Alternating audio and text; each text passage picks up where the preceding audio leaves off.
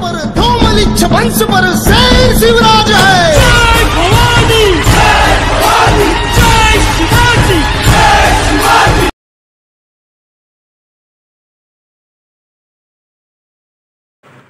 జై శ్రీరామ్. మన హిందువులకు దేవాదాయ ధర్మాదాయ శాఖలు ఉన్నాయి. ఈ దేవాదాయ ధర్మాదాయ శాఖలు ప్రముఖమైనటువంటి దేవాలయాలు అన్నింటినీ కూడా తమ చేతుల్లో ఉంచుకొని అవి నిర్వహిస్తూ ఉంటాయి.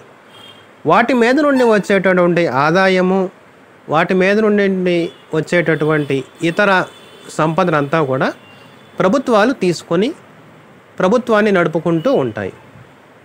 ఇది కేవలము హిందువులకి మాత్రమే. ఇదే విధంగా ముస్లింలకి వక్ఫ్ బోర్డు అనేటటువంటిది ఒకటి ఉంది.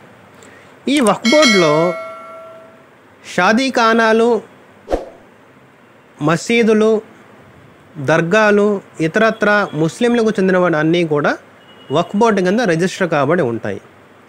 అంతేకాకుండా వీటి అన్నిటి యొక్క నిర్వహణ, వీటి మీద వచ్చేటటువంటి ఆదాయము మొత్తం కూడా కేవలము ఈ వక్ఫ్ బోర్డు మాత్రమే తీసుకుంటూ ఉంటుంది. వీటిలో ప్రభుత్వానికి ఎటువంటి ప్రమేయము, ఎటువంటి జోక్యానికి అవకాశం లేదు. అంటే వక్ఫ్ బోర్డు కింద వచ్చినటువంటి మసీదులు, షాదీఖానాలు, దర్గాలు, ఇతరత్ర ఏదైతే ఉన్నాయో అవన్నీ కూడా పూర్తిగా ముస్లింలకి మాత్రమే ఉపయోగపడుతూ ఉంటాయి. దీనికి పూర్తి వ్యతిరేకంగా హిందువుల దేవాలయాల నుండి వచ్చేటటువంటి ఆదాయం మొత్తం కూడా ప్రభుత్వము మేనేజ్ చేస్తూ ప్రభుత్వం తన ఖర్చులు కూడా తీసుకుంటూ ఉంటుంది. ఎందుకు ఈ వివక్ష? సరే, అసలు ఈ వక్ఫ్ బోర్డు అంటే ఏంటి, దీని కథా కమామిషు అనేటటువంటిది చూద్దాము. మనం చరిత్ర పూర్వాపరాల్లోకి వెడితే ఈ వక్ఫ్ బోర్డు అనేటటువంటిది మొట్టమొదటిగా 1954వ సంవత్సరంలో మొదలుపెట్టారు.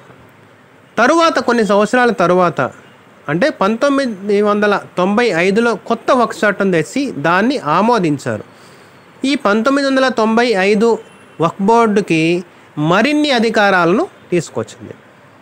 ఆ తర్వాత మళ్ళీ 2013వ సంవత్సరంలో వక్ఫ్ బోర్డుకు మరిన్ని విస్తృత అధికారాలను చట్టం అనేది కల్పించింది. సరే, కొద్దిగా ఈ వక్ఫ్ బోర్డ్ యాక్ట్ 1995లో ఏమున్నాయి అనేది చూద్దాం. రాష్ట్ర ప్రభుత్వము అధికారిక గెజిట్లో ఇచ్చినటువంటి నోటిఫికేషన్ ద్వారా తమ తరపున నోటిఫికేషన్లో పేర్కొన్న పేరుతో ఒక ఔకఫ్ బోర్డుని ఏర్పాటు చేయాలి. ఔకఫ్ బోర్డు లేదా వక్ఫ్ బోర్డు. ఈ ఉపవిభాగం కింద అవసరమైన విధంగా వక్ఫ్ బోర్డును ఏర్పాటు చేయకపోతే ప్రస్తుతానికి అమల్లో ఉన్నటువంటి ఏదైనా ఇతర చట్టంలోని నిబంధనలకు ఆటంకం కలిగించకుండా వక్ఫ్ సవరణ చట్టం 2013 ప్రకారము వక్ఫ్ బోర్డుని ఏర్పాటు చేసుకోవాల్సి వస్తుంది. రెండవ పాయింట్ చూసినట్లయితే ఉపవిభాగం 1లో ఏదైనా రాష్ట్రంలోని షియా ఔకాఫ్ రాష్ట్రంలోని అన్ని ఔకాఫ్లలో 15% కంటే ఎక్కువగా ఉండే లేదా రాష్ట్రంలోని షియా ఔకాఫ్ ఆస్తుల ఆదాయం రాష్ట్రంలోని అన్ని ఔకాఫ్ల ఆస్తుల మొత్తం ఆదాయంలో 15% కంటే ఎక్కువగా ఉంటే రాష్ట్ర ప్రభుత్వం అధికారిక గెజిట్లో నోటిఫికేషన్ ద్వారా నోటిఫికేషన్లో పేర్కొన్న పేర్లతో సున్నీ ఔకాఫ్ మరియు షియా ఔకాఫ్ల కోసం ఒక్కొక్క బోర్డుని ఏర్పాటు చేసుకోవచ్చు. సెక్షన్ 2A చూస్తే సెక్షన్ 13లోని సబ్సెక్షన్ 2 కింద వక్ఫ్ బోర్డు స్థాపించిన చోట షియా వక్ఫ్ విషయంలో సభ్యులు షియా ముస్లింకు చెందినవారు మరియు సున్నీ వక్ఫ్ విషయంలో సభ్యులు సున్నీ ముస్లింకు చెందినవారు మాత్రమే ఉండాలి. మూడో పాయింట్, బోర్డు అనేది శాశ్వత వారసత్వము మరియు ఉమ్మడి ముద్ర కలిగినటువంటి ఒక సంస్థ. ఇది ఆస్తిని సంపాదించడానికి మరియు పరిమితులకు లోబడి బదిలీ చేయడానికి అధికారం కలిగి ఉంటుంది. ఇక్కడ ఆస్తులు అంటే వక్ఫ్ ఆస్తులు అన్నమాట. అసలు ఈ వక్ఫ్ అంటే ఏంటో చూద్దాం.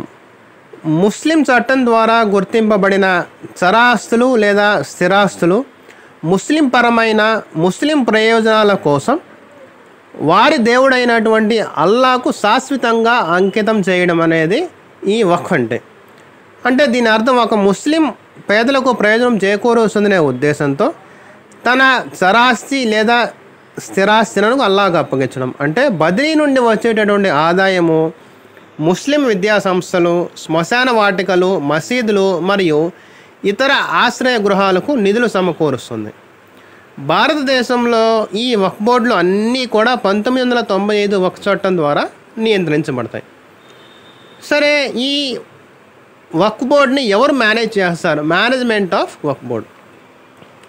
ఒక సర్వే కమిషనర్ స్థానిక దర్యాప్తులు నిర్వహించి స్థానికులను, సాక్షులను పిలిపించి విచారించి మరియు పత్రాలను వెరిఫై చేయడం ద్వారా వక్ఫ్గా ప్రకటించబడిన ఆస్తులు అన్నీ ఒక జాబితాగా తయారు చేస్తాడు.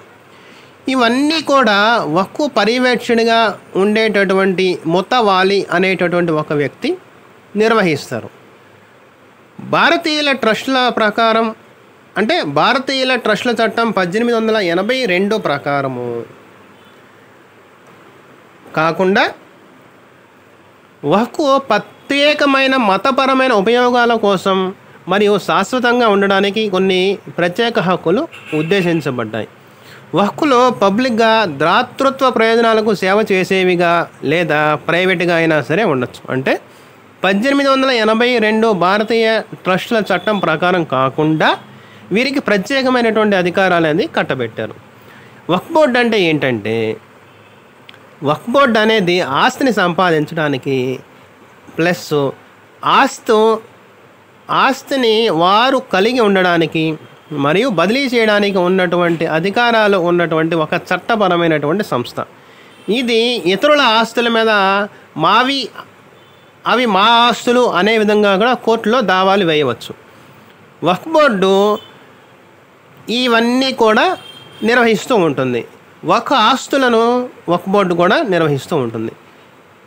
అంతేకాకుండా ఏమైనా కోల్పోయారు అని అనిపిస్తే ఆ కోల్పోయిన ఆస్తులను కూడా ఈ వక్ఫ్ బోర్డు అనేటటువంటిది తిరిగి పొందుతుంది కోర్టులో దావాల ద్వారా. వక్ఫ్ ఆస్తుల అమ్మకము, తనఖా, మార్పిడి లేదా లీజు లాంటి కార్యక్రమాలు కూడా చేస్తుంది. బోర్డు సభ్యులలో కనీసము 3/2 మంది ఇటువంటి లావాదేవీలకు అనుకూలంగా ఓటు వేయాల్సి వస్తుంది. ఇటువంటి వక్ఫ్ బోర్డులన్నింటినీ కూడా 1964 సంవత్సరంలో స్థాపించబడినటువంటి సెంట్రల్ వక్ఫ్ కౌన్సిల్ అనేటటువంటిది ఈ రాష్ట్ర స్థాయిలో ఉన్నటువంటి వక్ఫ్ బోర్డులన్నీ కూడా భారతదేశం లెవెల్లో పర్యవేక్షిస్తూ ఉంటుంది. అసలు ఈ వక్ఫ్ బోర్డులకి ఎంత ప్రాపర్టీలు ఉన్నాయి, ఎన్ని ఆస్తులు ఉన్నాయి? భారతదేశంలో రైల్వేలు మరియు రక్షణ శాఖ తర్వాత వక్ఫ్ బోర్డు 3వ అతిపెద్ద భూస్వామ్య సంస్థగా ఎదిగింది. అంటే ప్రస్తుతము 8 లక్షల ఎకరాలలో 8,72,292 రిజిస్టర్డ్ వక్ఫ్ ఆస్తులు ఉన్నాయి. ఈ ఆస్తుల ద్వారా సుమారు 200 కోట్ల ఆదాయాన్ని తాము ప్రస్తుతం ఆర్జిస్తూ ఉన్నాయి. ఒక్కసారి ఏదైనా ఒక ఆస్తిని వక్ఫ్ ఆస్తిగా ప్రకటించిన తర్వాత అది బదిలీ చేయబడదు లేదా రద్దు చేయబడదు. ముఖ్యంగా ఆ ఆస్తి యాజమాన్యాన్ని వారి దేవుడైనటువంటి అల్లాకి బదిలీ చేయబడుతుంది. సరే, 2024 వక్ఫ్ యాక్ట్ అమెండ్మెంట్ అని చెప్పేసి మనం చాలా వింటున్నాం కదా. అసలు ఇవి ఏంటిది? ఎందుకని ఈ అమెండ్మెంట్ యాక్ట్ తీసుకురావాల్సిన అవసరం? సరే, ఇదేంటో చూద్దామండి. వక్ఫ్ బోర్డుల పనితీరులో జవాబుదారీతనం మరియు పారదర్శకతను పెంచే లక్ష్యంతో 1995 వక్ఫ్ చట్టాన్ని సవరించడానికి పార్లమెంటుకు 2024 బిల్లు వచ్చింది. వక్ఫ్ బోర్డుల యొక్క అనియంత్రిత అధికారాన్ని తగ్గించడానికే వక్ఫ్ బోర్డులో 1995లోని కొన్ని నిబంధనలను తొలగించడానికి ఇది సహాయం చేస్తుంది. సరే, ఇందులో ట్రాన్స్పరెన్సీ, ప్రస్తుతం వక్ఫ్ చట్టానికి దాదాపు 40 సవరణలను ఈ బిల్లు వివరిస్తుంది. వాటిలో వక్ఫ్ బోర్డులు అన్ని ఆస్తి క్లెయిములకు తప్పనిసరి ధృవీకరణ చేయించుకోవాలి. అంటే వాళ్ళు ఏవైతే ఇది వక్ఫ్ ప్రాపర్టీ అని క్లెయిమ్ చేసుకుంటూ ఉంటారో వాటికి సంబంధించినటువంటి పత్రాలు, రిజిస్ట్రేషన్ డాక్యుమెంట్లు అన్నీ కూడా ధృవీకరణ చేయించుకోవాలి. దీని ద్వారా పారదర్శకత అనేటటువంటిది పెరుగుతుంది. అదే లింగ వైవిధ్యం, మహిళా ప్రతినిధులను చేర్చడంతో వక్ఫ్ బోర్డు కూర్పు మరియు పనితీరును సవరించడానికి వక్ఫ్ చట్టం 1995లోని సెక్షన్ 9 మరియు 14 సవరించబడతాయి. అంటే ఈ వక్ఫ్ బోర్డులో కూడా కొంతమంది మహిళలను ప్రతినిధులుగా ఉంచాలి అన్న ఒక పాయింట్ మీద ఈ చట్టంలో ఒక పాయింట్ అనేది తీసుకొచ్చారు. సవరించిన ధృవీకరణ విధానాలు వివాదాలను పరిష్కరించడానికి మరియు దుర్వినియోగాన్ని అరికట్టడానికి వక్ఫ్ ఆస్తుల కోసం కొత్త ధృవీకరణ విధానాలు అమలు చేసి ప్రవేశపెట్టబడతాయి. అంటే జిల్లా న్యాయాధికారులు ఈ ఆస్తులను పర్యవేక్షించే అవకాశం ఉంటుంది. లిమిటెడ్ పవర్ పరిమిత అధికారం వక్ఫ్ బోర్డుల అనియంత్రిత అధికారాల గురించి ఆందోళనలకు సమాధానంగా ఈ సవరణలను ప్రతిపాదించారు. విస్తృతమైనటువంటి భూమిని వక్ఫ్గా క్లెయిమ్ చేయడం ద్వారా వివాదాలు మరియు దుర్వినియోగ వాదనలకు కారణమయ్యాయి. ఉదాహరణకు సెప్టెంబర్ 2022 సంవత్సరంలో తమిళనాడు వక్ఫ్ బోర్డు తిరుచెందురై అనే ఒక గ్రామాన్ని పూర్తిగా కూడా వక్ఫ్ బోర్డుగా క్లెయిమ్ చేసుకుంది. ఈ తిరుచెందురై అనేటటువంటి గ్రామము పూర్తిగా కూడా హిందువులకు సంబంధించినటువంటి గ్రామము. అయితే దానికి ఈ వక్ఫ్ బోర్డు ఈ గ్రామం అంతా కూడా వక్ఫ్ బోర్డుగా మా ఆస్తిగా క్లెయిమ్ చేసుకోవడం అనేది సెప్టెంబర్ 2022లో జరిగింది. సరే, ఈ 2024 వక్ఫ్ అమెండ్మెంట్ యాక్ట్లు ఎందుకని వ్యతిరేకిస్తున్నారు జనాలు, ముస్లిమ్స్ ఎందుకని వ్యతిరేకిస్తున్నారు? దీనివల్ల వారికి కొన్ని అధికారాలు అనేటటువంటివి తగ్గిపోతాయి. సరే, ఏ అధికారాలు తగ్గిపోతాయి? ఈ అమెండ్మెంట్ యాక్ట్ ఏదైతే ఉందో వక్ఫ్ బోర్డుల అధికారాన్ని పరిమితం చేస్తుంది. వక్ఫ్ నిర్వహణ ఆస్తుల నిర్వహణ సామర్థ్యాన్ని ప్రభావితం చేస్తుంది అనేటటువంటిది వారి వాదన. మైనారిటీ హక్కుల ఆందోళనలు ఎందుకు చేస్తున్నారు? మతపరమైన మరియు దాతృత్వ ప్రయోజనాల కోసం ఈ ఆస్తులను ఉపయోగించే ముస్లిం వర్గాల ప్రయోజనాలకు ఇది హాని కలిగిస్తుంది. మేము మా ప్రయోజనాలు సరిగ్గా పూర్తి చేయలేకపోతాము అని చెప్పేటటువంటిది ఆ విమర్శకులు ఆందోళన చెందుతున్నారు. ఇంకా కాకుండా దీని మీద ప్రభుత్వ నియంత్రణ వస్తుంది. అంటే ఇందాక మనం అనుకున్నట్లుగా జిల్లా న్యాయాధికారుల ప్రమేయము ఇందులో ఉంటుంది. అది కాకుండా పర్యవేక్షణ అధికార జోక్యం కూడా ఇందులో ఖచ్చితంగా ఉంటుంది.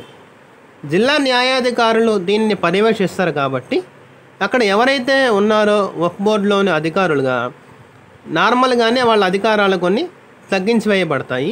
ప్రభుత్వ నియంత్రణ అనేటటువంటిది పెరుగుతుంది. మత స్వేచ్ఛకు ఆటంకము అని వాళ్ళు ఒక కొత్త పాయింట్ని తీసుకొచ్చారు.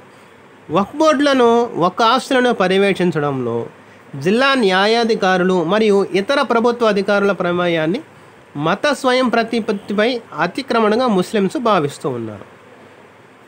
సంభావ్య వివాదాలు జిల్లా న్యాయాధికారుల ప్రమేయం వంటి కొత్త ధృవీకరణ ప్రక్రియలు మరిన్ని వివాదాలు మరియు సమస్యలను సృష్టించవచ్చు. ఎందుకంటే ప్రతి ఆస్తిని కూడా వాళ్ళు తమ పత్రాలతో రుజువు చేసుకోవాల్సి వస్తుంది. కాబట్టి ప్రతి ఆస్తికి కూడా పత్రాలు వాళ్ళ దగ్గర లభ్యం అవ్వచ్చు, లభ్యం అవ్వకపోవచ్చు. కాబట్టి కొత్త రకమైనటువంటి వివాదాలు, అంటే ఈ ఆస్తి వక్ఫ్ బోర్డుది అని నిరూపించుకోవడంలో ఇబ్బందులు అనేటటువంటివి వాళ్ళు ఎదుర్కోవచ్చు.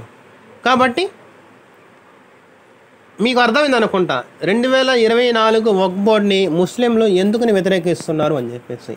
చివరిగా మనం కోరుకునేది ఏంటంటే, ఇది సెక్యులర్ ప్రభుత్వము, ఇది సెక్యులర్ దేశం. కాబట్టి హిందూ దేవాలయాల మీద ప్రభుత్వం యొక్క ఇంటర్ఫియర్ ఎట్లాగైతే ఉందో ఇతర మతాలకు చెందినటువంటి వారి ఆస్తులపైన వారి భూముల మీద కూడా ప్రభుత్వ ఆధిపత్యం అనేటటువంటిది ఉండాలి. లేదా హిందూ దేవాలయాలను కూడా దేవాదాయ ధర్మాదాయ శాఖ కోరల్లోంచి పూర్తిగా విడిపించేసి హిందూ దేవాలయాలకు స్వయం ప్రతిపత్తి కలిగించాలనేటటువంటిది ప్రతి హిందువు యొక్క ఆకాంక్ష, అభిలాష. జై శ్రీరామ్, భారత్ మాతాకి జై.